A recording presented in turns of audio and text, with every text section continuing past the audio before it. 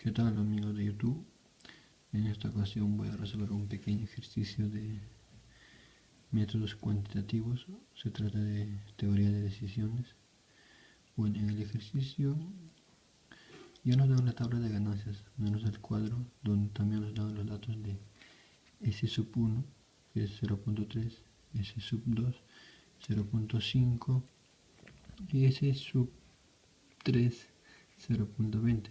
Y nos piden calcular el valor monetario esperado en cada una de las operaciones y qué decisión se recomendaría. Bueno, lo que tenemos que hacer solo es multiplicar, por ejemplo, el 50 por el S sub 1, que es 0.30, 50 por 0.30 más 70 por 0.5 más 100 por 0.2.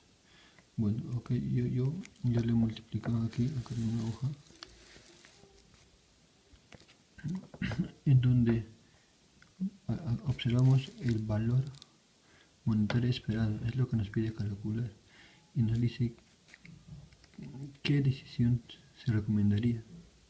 Entonces se puede recomendar, una vez multiplicado todo, se puede recomendar la alternativa A, porque tiene la mayor cantidad de ganancias.